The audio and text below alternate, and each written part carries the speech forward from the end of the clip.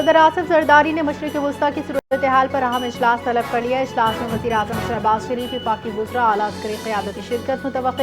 ایران امریکہ اسرائیل کے درمیان جنگ پیش رفت کا جائزہ، خلیجی ممالک پر حملوں سے پیدا صورتحال پر غور۔ پیٹرولیم ذخائر ترسیل کفایت شعاری پر جائزہ، موٹر سائیکل رکشہ ڈرائیورز کو سبسڈی دینے کے فیصلے متوقع۔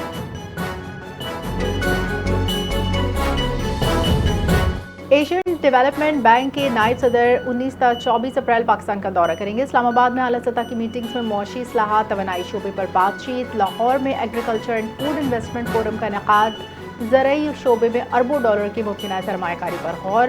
پاکستان کے لیے 2026 سے 2030 کی پارٹنرشپ اسٹریٹجی پر عمل پیش رفت کا جائزہ۔ ایشین ڈیولپمنٹ بینک نے خطے میں 40 ارب ڈالر تک سرمایہ کاری متحرک کرنے کا ویژن پیش کیا، پاکستان کو نمایاں حصہ ملنے کی توقع۔ وزیر اعظم شہباز شریف کا ایران اور امریکہ کو مذاکرات کی میز پر لانے کا عزم، خطے میں کشیدگی کے خاتمے کے لیے اجتماعی کوششوں پر زور۔ جنگ سے ایران سمیت مسلم ممالک کے جانی و مالی نقصان، سعودی عرب، ترکیہ، مصر کے تعاون کو سراہا۔ علاقائی امن کے لیے پاکستان کے کردار پر اعتماد، وزیر اعظم کا سفارتی کوشش تیز۔ مسلم امہ کا اتحاد موجودہ صورتحال میں مزید اہمیت اختیار کر گیا۔ خطے میں جاری کشیدگی کسی کے مفاد میں نہیں۔ UN چارٹر کے تحت تمام ملکوں کی سلامتی خود مختاری کا احترام کیا جانا چاہیے۔ نائب وزیر اعظم نے ساختار کی 4 فریقی اجلاس سے متعلق اہم گفتگو، کہا وزیر اعظم کی قیادت میں علاقائی و عالمی امن کے لیے پاکستان بھرپور کردار ادا کر رہا ہے۔ پاکستان ایران امریکہ کے درمیان مذاکرات کے لیے کاوش ہے۔ سعودیہ، ترکیہ، مصر کے وزرائے خارجہ اجلاس میں شریک، خطے کی صورتحال پر تبادلہ۔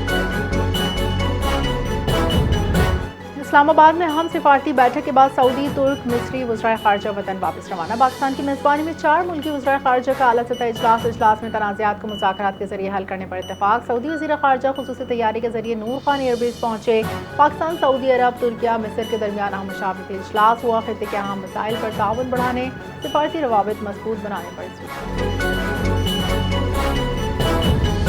دادو میں رباب چانڈیوں کے دادا، والد، چچا کے قتل کیس کا فیصلہ سنایا۔ عدالت نے کیس میں نامزد تمام ملزمان کو بری کر دیا۔ فیصلہ ماڈل کرمنل ٹرائل کورٹ کے جج حسن علی کنہور نے سنایا۔ میہڑ میں 17 جنوری 2018 کو رباب چانڈیوں کے اہلخانہ کو قتل کیا۔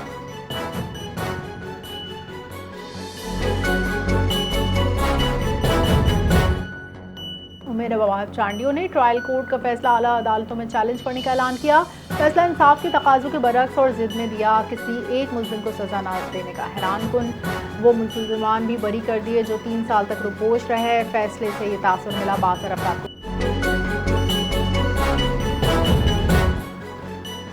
پاکستان کے ذریعے ایران امریکہ مذاکرات میں پیش رفت، ایران کے ساتھ ڈیل ہو سکتی ہے۔ صدر ڈونلڈ ٹرمپ کی گفتگو، ایران کے ساتھ براہ راست بالواسطہ بات چیت کر رہے ہیں۔ ایران نے کئی پاکستانی پرچم بردار جہازوں کو آبنائے حرمت سے گزرنے کی اجازت دی۔ ہزاروں اہداف پر بمباری کا دعویٰ، ایرانی تیل پر قبضہ ٹرمپ کا پسندیدہ آپشن۔ ایران کے دفاع پر ٹرمپ۔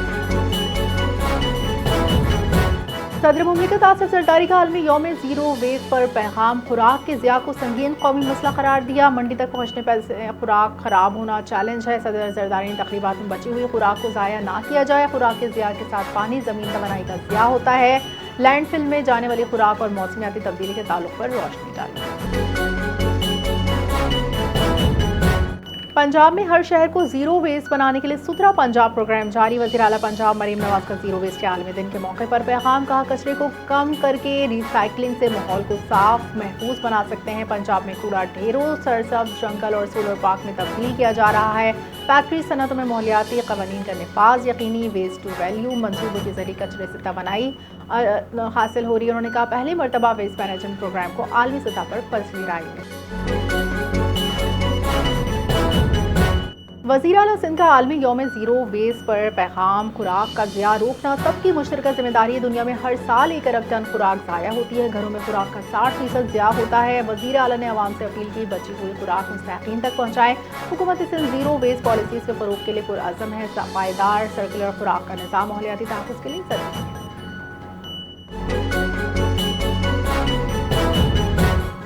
گورنر سندھ سید محمد نہال ہاشمی سے سینیٹر بشریٰ انجم بٹ کی ملاقات، منصب سنبھالنے پر گورنر کو مبارکباد۔ تعلیم، ماحولیاتی تحفظ، قومی ورثے پر تبادلہ خیال، بین المذاہب ہم آہنگی کے فروغ پر بات چیت، معیاری تعلیم، سماجی سرگرمیوں پر تعلیم اور پیشہ ورانہ تربیت کے فروغ سے متعلق اقدامات پر